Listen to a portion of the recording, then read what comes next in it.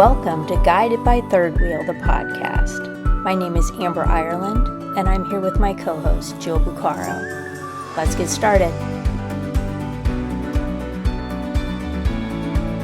Hey everybody, and welcome back to Guided by Third Wheel. Amber and I decided today that we would do kind of like, I wouldn't call it a part 2, but maybe like some more leadership podcast. So it kind of started, so today I was scrolling, as I am always scrolling way too much on my phone, and I was scrolling this morning while I was drinking my smoothie, and I saw this article pop up, and it said, your boss has more impact on your mental health than your therapist or your doctor as an individual. So like when we're thinking about like factors at play, your boss has more influence than any therapist you might be paying hundreds of dollars to, or your doctor, to your mental health. So we had talked about in the past kind of Amber and my journey of like recognizing how we have to, you know, it's important for us to manage our own shit for a number of reasons, right? Like our health, our happiness, those types of things. But also when you're a leader, I think you have a little bit more of a responsibility to manage your shit so you don't bleed out on all the people that you're supervising, right? Or that look to you. And that article to me just like confirmed that even more. Like I have more impact on 16 people's mental health than their therapists and their doctors. Yeah. That's like a big responsibility. That's super scary. Right? So I was like, oh shit. So maybe this would be helpful for me, Amber, if we could just kind of unpack a little bit, like how do we manage our own shit? Right. So that we are being supportive and fair and unbiased and thoughtful leaders that aren't just, you know, raining terror down upon the people that work with us. Yeah. And I mean, we talked about this a little bit, but like, there's that statistic, but it's like, why? Why does my boss hold this place in my life that could impact my mental health? But I think, you know, as we were talking about it, there's so much power there. There's so, whether it's real power or perceived power, there's power there, right? Because your boss determines like, I don't know, if you still have a job, your livelihood, how often you get to participate in your personal life, if you get time off, if you have to work 1,000 million hours, you know. Well, just how much time you spend in an environment they control. Even if you have like decent or what we would call like average work hours, right? Like let's say you're working like, I don't know, 36, 45, you know, somewhere in that range hours a week. Your boss really manages the environment where you're spending like half of your waking time of the week. Right. So I think when you talk about like power, that's a lot of power just there too, right? Yeah. And people always say that, right? Like people don't leave organizations, they leave management. They leave their supervisor, they leave their leader. And, you know, and that would make sense, right? If I hold that much weight and I'm not honoring the amount of influence I have over other people and being compassionate in the way that I am working with them, like why would anybody want to stick around? I don't know that I've ever left a job because of my direct supervisor. I would say that I have been fairly lucky in the supervisor game. But I have left a job because of my supervisor's supervisor. I have left a job because of the executive director or like the head manager, right, of an office or like store I was at before. So I think, you know, we have to think about that too. Like, you know, if I have 16 direct reports, you know, and they have other people that report to them, I think like you have to think about that. Like it goes up that food chain in a way. And if you find yourself like as like the director of an agency or the CEO of a company, I mean, that is so much responsibility, right? Because we hear this all the time too, like culture is top down. It 100% is. I think as a mid-level manager, which I've spent a fair amount of my life being, we have some ability to kind of like care for the people underneath us, right? Even if like things are swirly and crazy and toxic, we have some ability to mitigate some of that for the people that directly report to us. But we can't get rid of all of it. No, I mean, truly, like that culture issue is top down for sure. And maybe like reason number 9,000 why I wouldn't want to be a CEO, because, oh my God, the pressure. But I think what I find frustrating out in the wild, of social services and of working, is that I think that there are many people in leadership positions, whether it's mid-level or C-suite leadership, that don't even acknowledge that responsibility that they have, that are just like, my marriage isn't going well, I'm mad at my kid, and I'm just gonna literally rain terror. I feel like I at least acknowledge I am not in a great spot mentally, and I also understand that that is impacting other people around me. Right. And so acknowledging that, right? That the people around me are impacted by my shit, because they can't not be. Right. I started thinking about that when I saw the article today. I'm like, well, what are some things, right, that I do when I am in a bad spot, right? Because I'm a human and we're all going to have bad days and bad times. What are some things that I do when I'm in a bad spot to try to not bleed out all over my team? And I think I've talked about this before too, is I always just try to acknowledge, right? Right. I'll just say to everybody hey, I'm just pretty stressed right now. And if it's appropriate, sometimes it is, sometimes it isn't, right? Because you don't want to be an oversharer, right? You don't want to be the boss that all of your people know, every fight you have with your husband or every time your kid gets a detention, right? Or something like that. Because you add a level of stress to them, because you're oh, and also while you're doing your work, I need you to attend to me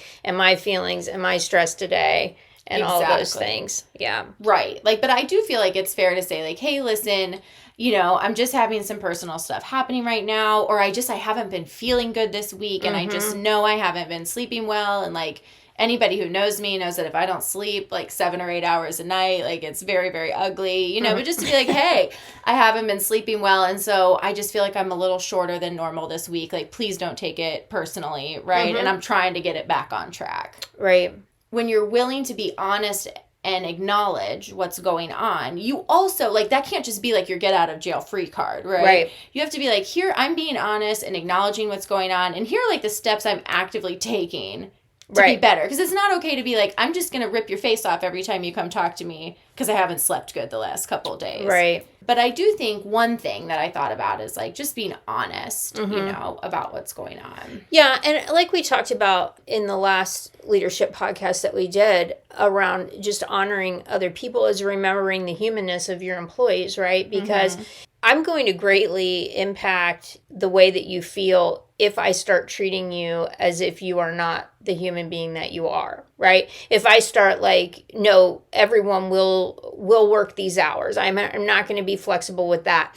You come in and you're I would like to, take an hour lunch break today in order to do whatever. And I'm no, the rule is 30 minutes, It's things like that where if we become too rigid, and not to say we don't have rules, again, I every time I say rigid, I hear in the back of my head, leaders that I have had in the past that would be well, if we don't have any rules, nobody will work and everybody will just whatever.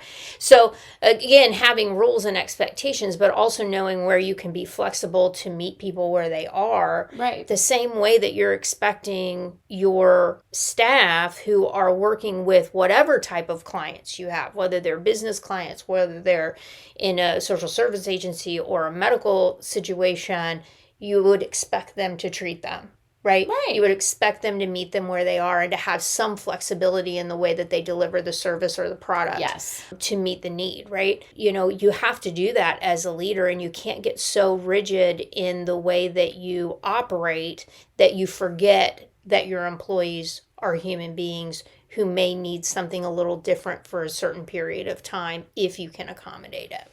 Well, yeah, and I think if you are willing to treat your employees like human beings, which we talked about, kind of at length in our last one, you also have to be willing to treat yourself like a human being. And I think that was for me, first, it's so funny when I look back on my leadership journey, right? First, I was I will treat everybody like this perfect, special little snowflake that they are, and I will twist myself into the wildest pretzel imaginable to accommodate everyone's crazy, outlandish needs, right? And then you kind of move into a space where you do get a bit more rigid, right? And you learn how to have that consistency and those clear expectations, but also that flexibility. And, and that was a journey for me, right? That was probably like, God, I don't know, a 3-4 year journey for me to get there to where it's like, yes, I feel like everyone who works for me, there are clear expectations about the work product, about the hours I expect, them to work. But yes, I am able to meet people where they're at, given the needs of their family, their school life, whatever is going on. But I think it took me so much longer to do that for myself. Yeah. I was so willing to treat everyone else like a human being, but not myself like a human being. And then that caused me to get so anxious, so rigid, so crazy in a way that even though I was like treating everyone else like a human being, there was still like that tension there because I wasn't treating myself like a human being. Right. And then I was still being kind of mean to everybody. Right. So it was like there was a disconnect from what you were saying to the feelings that they were getting from you. So, which causes confusion for people, right? Because, we hear all these studies about like only what comes out of your mouth is only like 10% of what people hear, right? They read your body cues, they read all of the other things that are happening, and all the nonverbals. And so, if you yourself are really stressed out, but you're like constantly putting on the like smiley, happy face and like trying to be accommodating, that's nice, right? It's nice to do that. And sometimes we do it as leaders, but if that is your constant demeanor, people see right through that. They're like, there is something fake here that I don't trust. And so even though maybe you're doing the actions that would be considered to be compassionate and supportive in your leadership style, nobody believes that it's real and that the other shoe isn't going to drop because of the way that you're putting it out there. Right. Well, the way that you're carrying yourself, it's like saying it's okay for people to take sick days. It's okay for people to take mental health days. But I, Jill, your boss, have not taken a sick day in 2 years. Right. Yes. I am here saying, oh my gosh, take a sick day as I like hack into a Kleenex and like down meds at my desk and like drink tea and have no voice and I'm here working. So I'm saying you can take a sick day. And I'm like, we have a culture where people should take time off when they're sick. As I'm like literally spewing like COVID around the office, right? And I have done that for years and I'm still bad about that. But I think that's one thing that we have to really think about is like, we can say all these things and truly like, hold our people to those standards. But if we don't also treat ourselves that same way, people are going to see right through it. And to your point, it's going to cause discomfort and uneasiness because it's like Jill says it, but I don't believe it. Jill says we should take time off, but she hasn't taken a vacation in 8 months, right? That's not true for me. But, I think there are a lot of bosses that way. So it's hard. And I think when we do allow ourselves that compassion, then that is modeled to people as well. Brene Brown tells this story. I don't know if it was in her podcast or in her book or her TED, who knows when she told it. But she tells the story of she was out like traveling for her job, right? Because she's like a famous speaker, badass person. And she got home and I think like her plane was delayed and had just been overall like a very grueling and tiring trip. And that evening, of the same evening she got home, one of her children had a big swim meet, but it was like she would have had to like go home and then like drive a couple hours to get to it. And she like just literally didn't have it in her. But she's like, I am the worst mom ever, right? Like I can't just not go to the swim meet. But she just knew like she just truly didn't have it. And so she told her kid, she's like, hey, listen, I'm so sorry. Like, I am just totally beat. I'm worn out. Like, I just worry if I push myself and go to this, like, I'm going to be a mess, for the next week. I need to rest tonight. And she felt so bad, right? And so guilty and ashamed and all of those things that we would probably feel.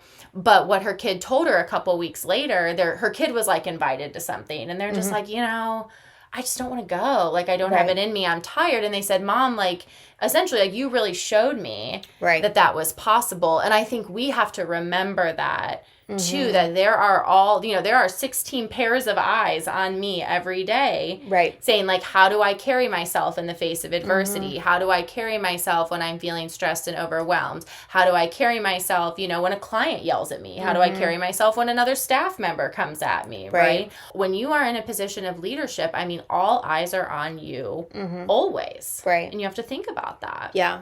And I think time off is a huge one for people, because a lot of people, and even people that I've supervised in the past, they're hard workers, right? Like I try not to hire dum-dums. Like, I mean, that is my goal. Like I want people who are dedicated, who are innovative, who are, for whatever the mission is that we are going for. When you find those people, they are very driven, and sometimes it is to their detriment. They are driven to a place where they're like, I'm not going to take that time off. I don't want to take vacation time. I don't want to take as much sick time as I should. And if I do, I'm going to like low key be on my phone answering emails, right? Mm-hmm. I think as a leader, something that helps that culture is like what you said, taking that time for yourself and making sure that people see that you do it, right? To take care of yourself. But on the other side, when they see other people on their team off, how do you respond to that person not being there? Because that's some of the fear too, right? If I'm not there, are people going to talk shit about me? Are they going to act like, I can't believe that they're still off work. If they could just come back, why do they take a week off right now? Those types of things. But if they can see how you respond to other people being off work and the fact that you're like, we just fill in and we get things done. Like, we make a plan for when you're gone, and we take care of it. We don't make you come back to like a shit show, and we just handle it while you're not there. And we don't talk shit about you while we're handling it. We're like, good for you to be off for whatever reason. And also when you come back, like, we're not going to have piled all these things up for you that we could have taken care of while you were gone. Yes, I think that's a huge one too, is, sometimes I do have people on my team that frustrate me, or I feel like they didn't perform at the level that I wanted them to, right? Or they kind of let a case get fucked up or whatever. But I never talk about that in front of their peers, right? Because you never want somebody thinking like, oh, my boss is willing to talk shit about me when my back is turned, right? Or like, and I think that's where people get nervous about like a lot of clickiness that can happen at work too. I think that's another piece where we have to be really thoughtful about how we speak about our team members in front of other people. Yeah. And I think that greatly impacts people's mental health too, is they're spending so much time at work, and yes, they have oftentimes one supervisor, one person that they're reporting to, but they often have a huge team of people around them that are their peers. Sure. And what that culture looks like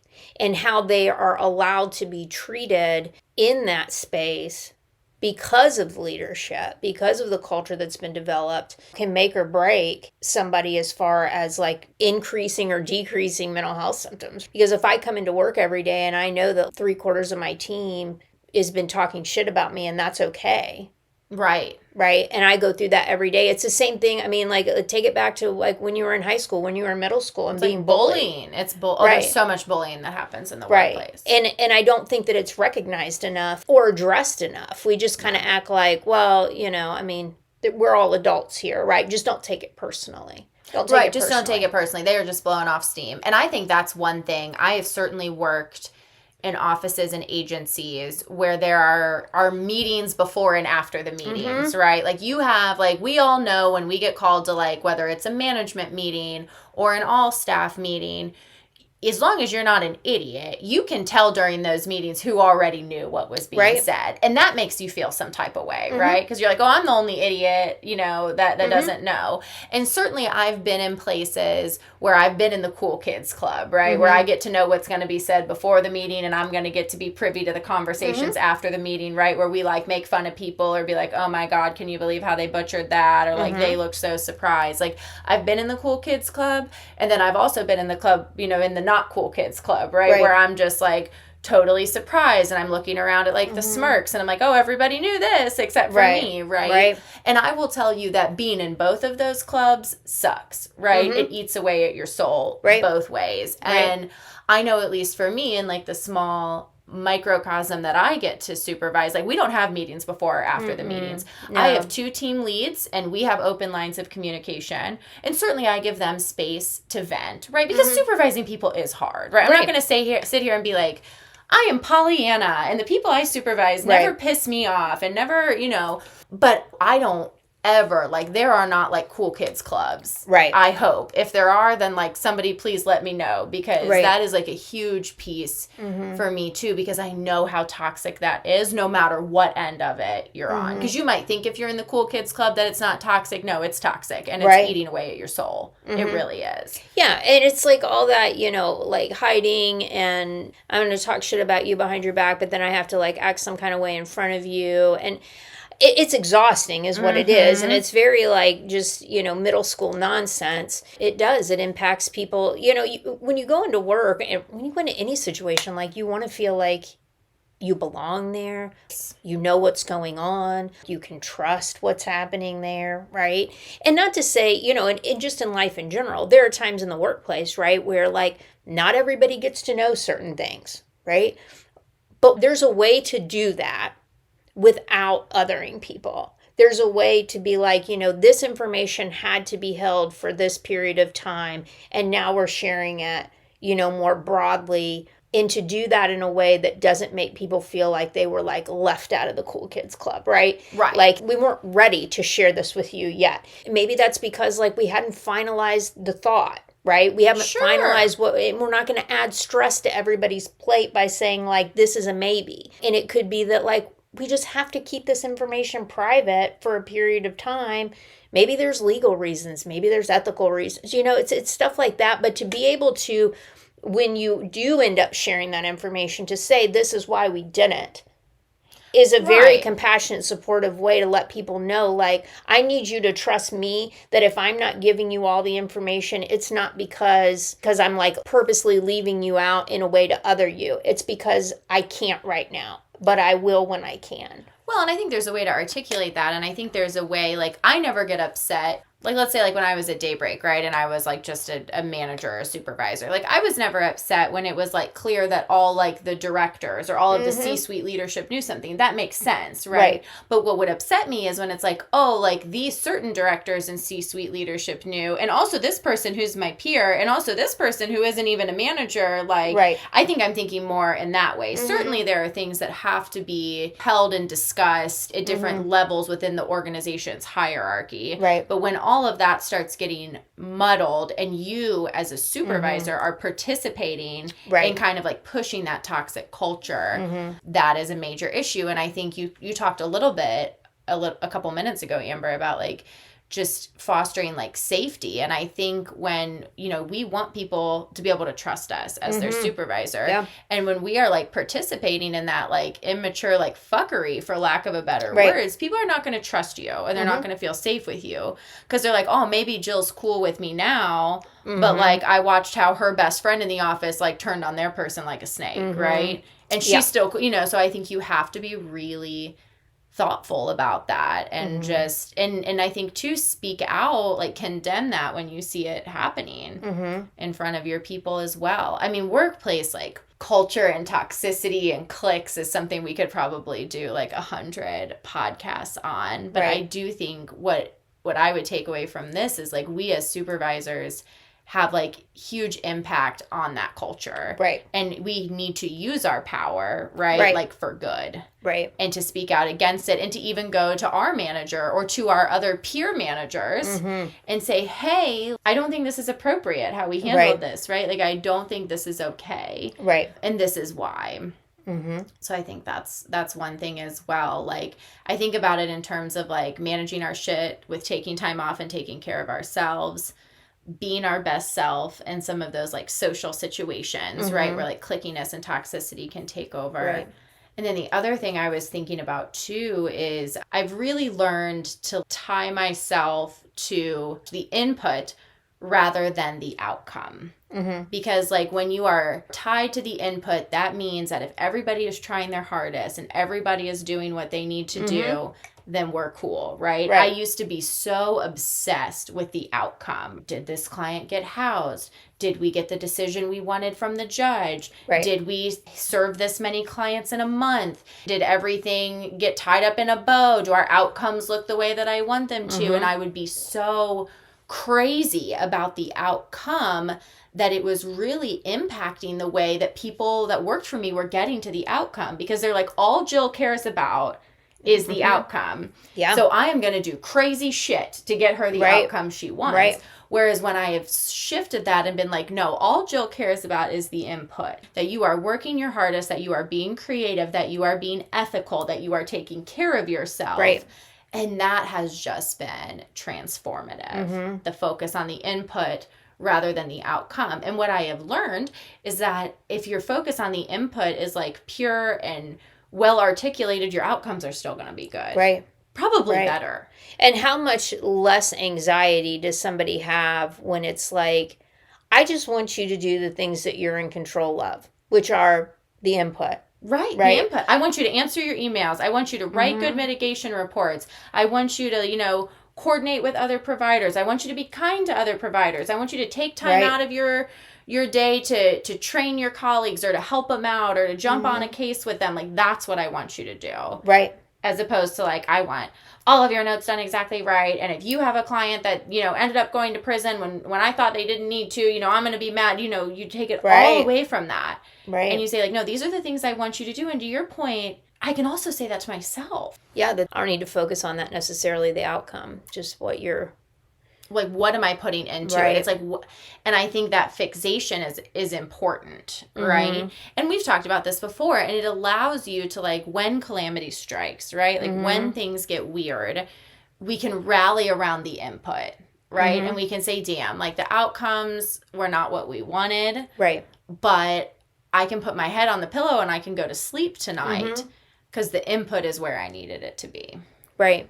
That's a very fact-based thing to evaluate, right? Is the input. Like, did we do enough? If the outcome is not what we had expected it to be, we can go back and look at the input and say, did we do all of the things? Did we actually do all of the input that we should have done in this situation, right? Yes. Yes. And I wonder if this is something... And maybe people should let us know, like people who do not work in the social service or the social work field, I'm wondering if this still resonates. I think it works so well in the social work field because we are working like in impossible situations, right? With like major system-wide issues, right? Like housing shortages, like a mental health system that is like, slowly crumbling in front of us, right? With a hospital and system that doesn't talk to a police system, that doesn't talk to a mental health system, right?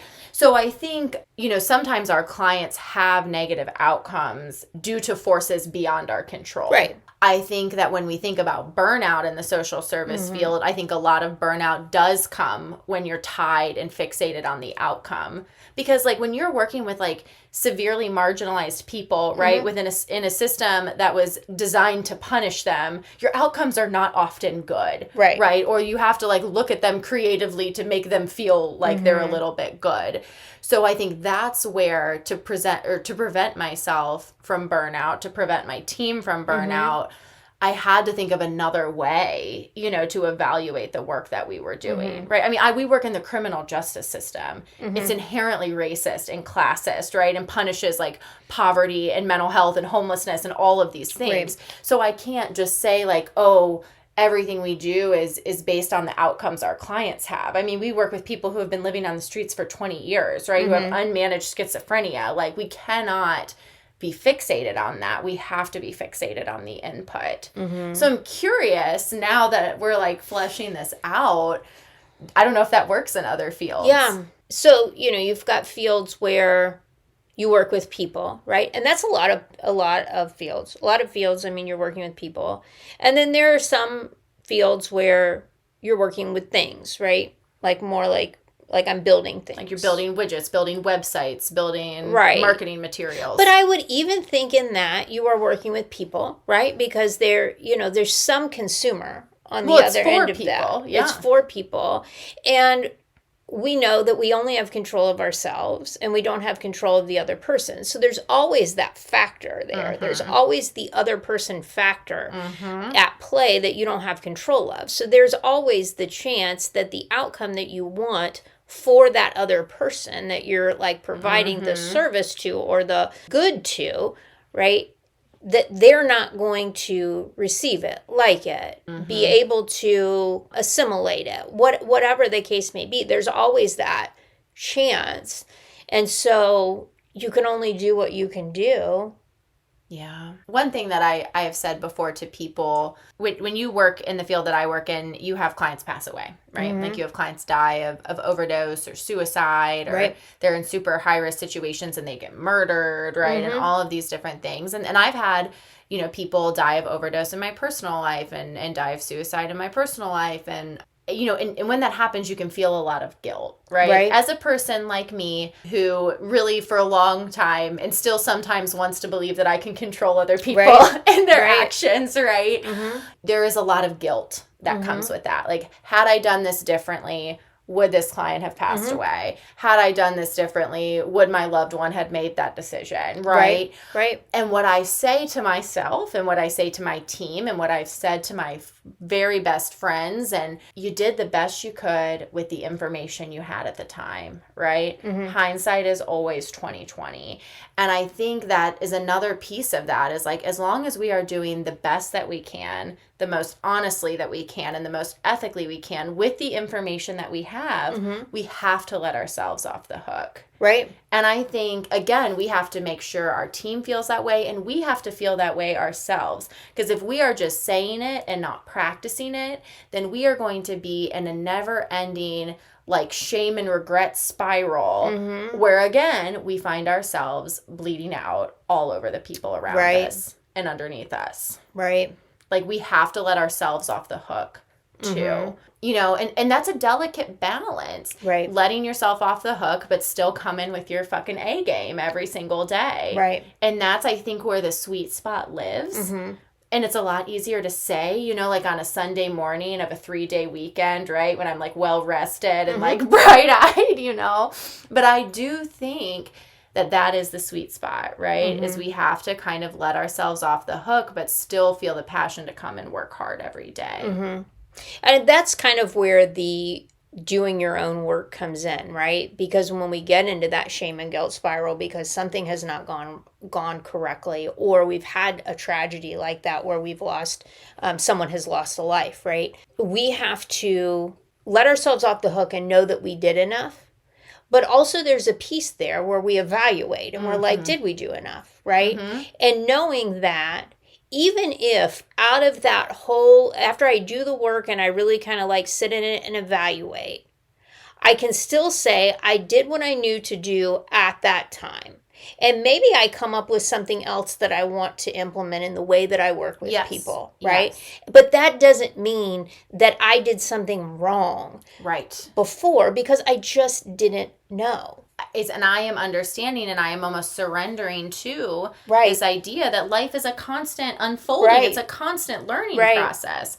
But the ability to do that comes with doing your own work, right? Like if I didn't, have, the belief that I have, like in the design or in the divine or in the, design of the universe or in believing that things unfold as they should, like I would not be able to say that, right? I would be like, Jill, you are stupid. How come you didn't think of that? Like, sure, you have that thought now, but it's too late, right? Because this person is dead or this person has quit or like, somebody sent a stupid ass email that you're going to spend months trying to overcome, right? But I think in doing your own work and being able to like embrace that surrender, that you're able to kind of roll with the punches in a way that you wouldn't be able to otherwise.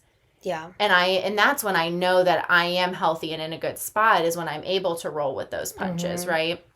And I see a lot of people around me that are supervising that get so caught up in the guilt and shame spiral, so unwilling to admit when they dropped the ball, so unwilling to be creative and try something new. And that's where it's like, oh, damn it. Do your own work, right? Do your shit. Do your work. So we can all work together. It's funny because as you were talking that, I was thinking about a conversation that I had this week with a client and talking about just the fact that people generally fall into two types of buckets when they come up against something that they don't like something that has happened that they didn't expect, that they didn't want, that is some type of bump in the road, right?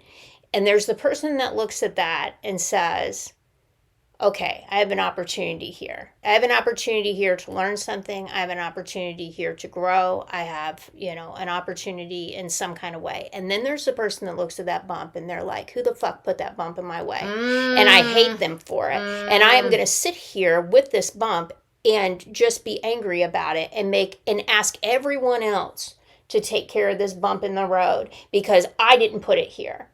Yes.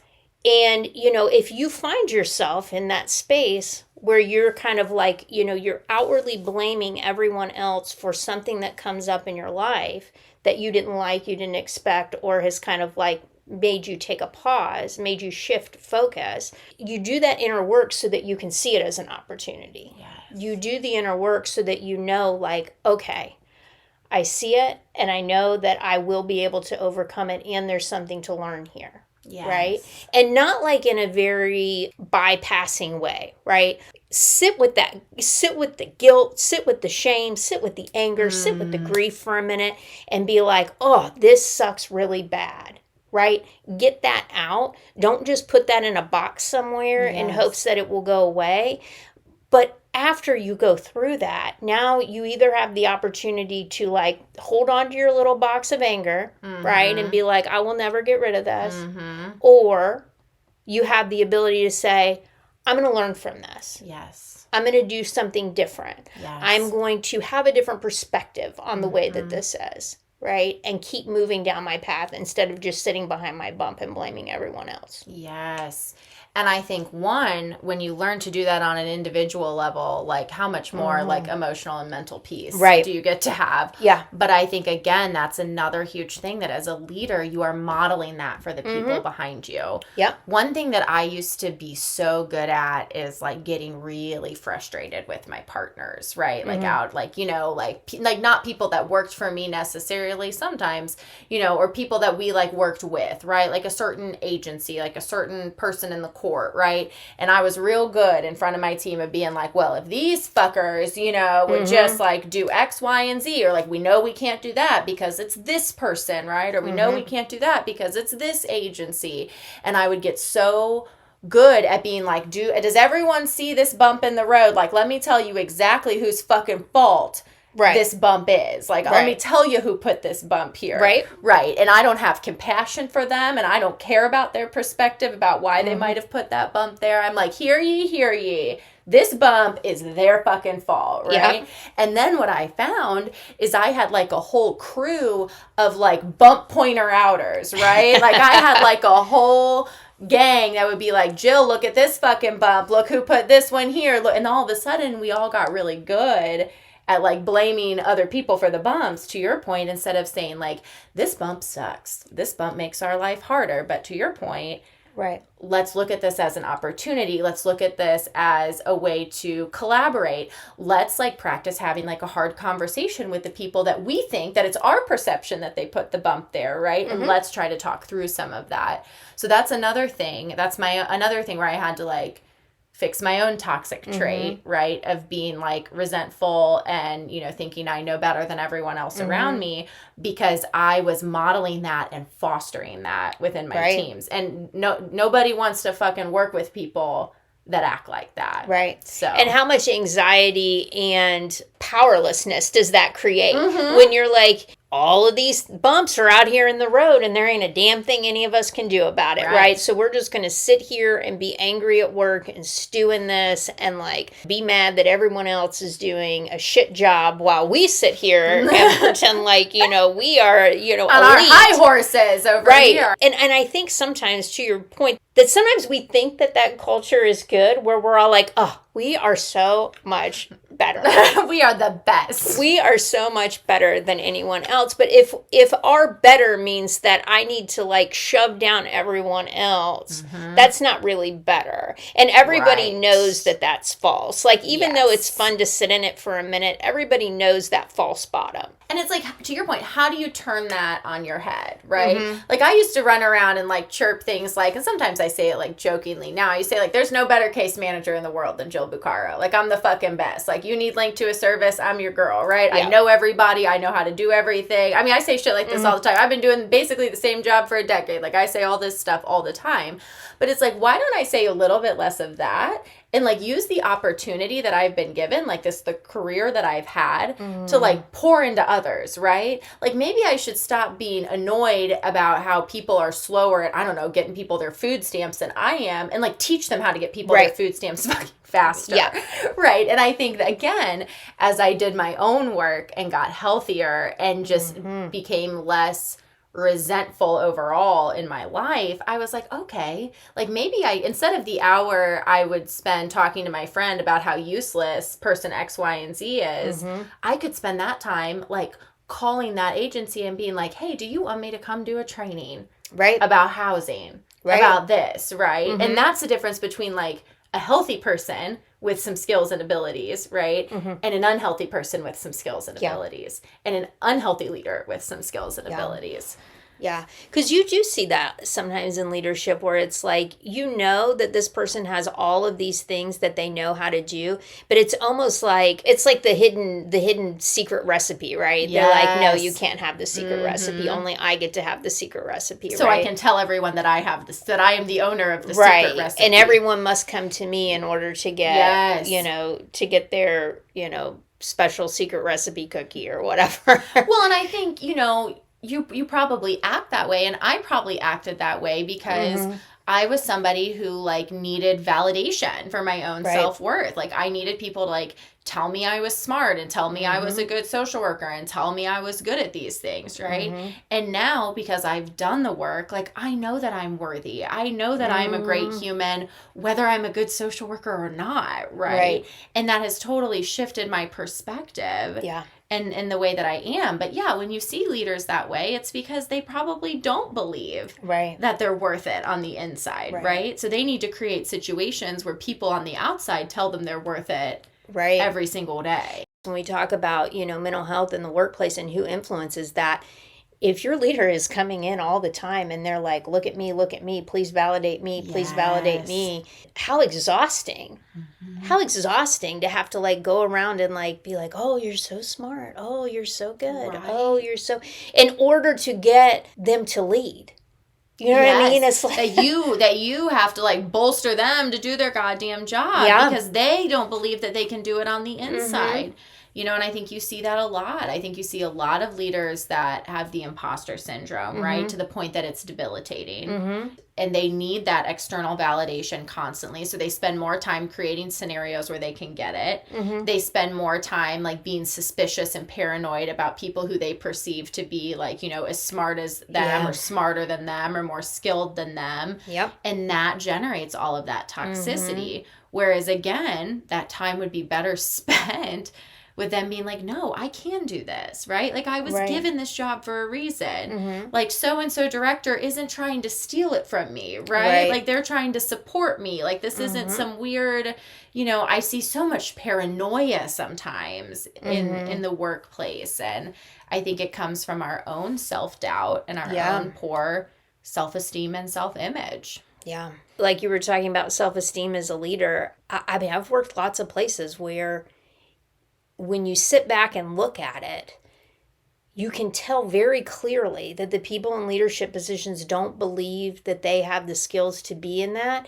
And so if you are someone who is not in a leadership position and you are displaying good leadership skills, it becomes, oh my gosh, you're a threat.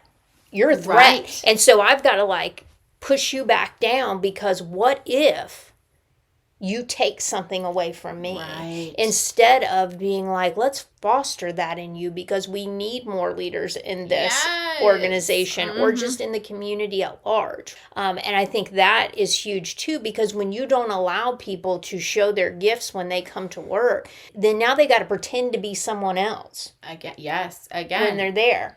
And the only reason you would not want somebody to show their gifts at work is if you're blinded by your own shit. Right. When you're in a good spot, you want everybody to shine. When you're in a good spot, power isn't a zero-sum game, right? When you're in a good spot, you're not trying to hoard wealth and opportunity and privilege and all those things. That happens when you yourself are in an ugly spot. Yep. And so again, if you are not managing that internal work, then all of that toxicity and all of that shit that we've been talking about is going to be swirling. Yeah.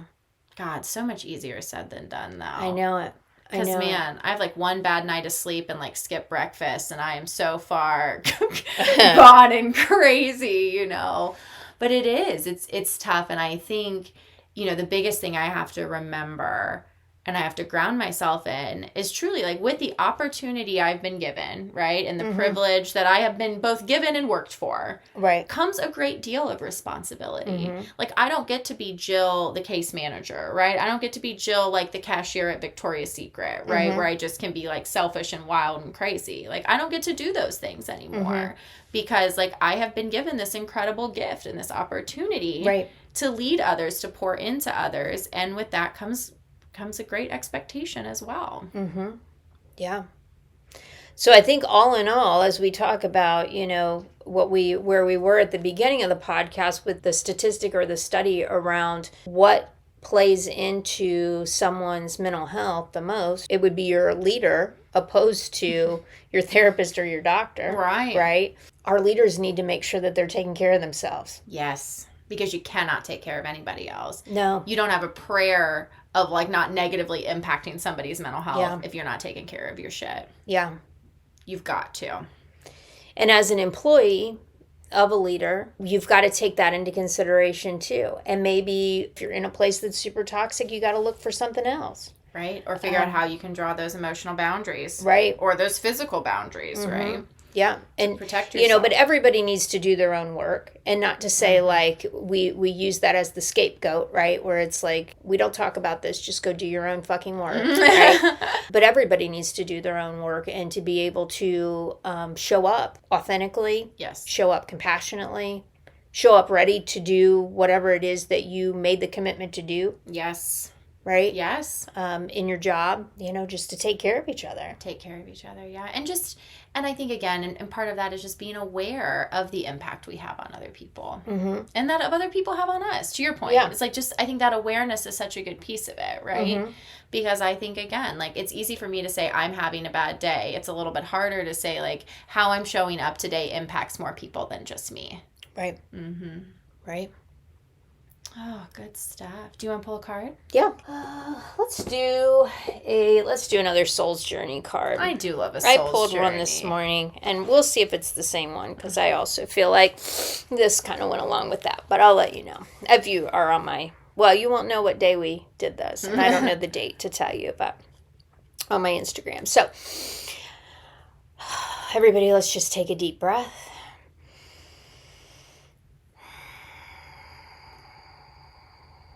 And set the intention that we're going to receive exactly what we need today from this podcast and from this card pull.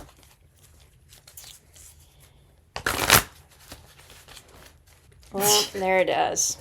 There it is, friends. It is the relationships card, which is largely what we've been talking about is, you know, the relationships that we have at work and the ways that those can play out and impact our mental health.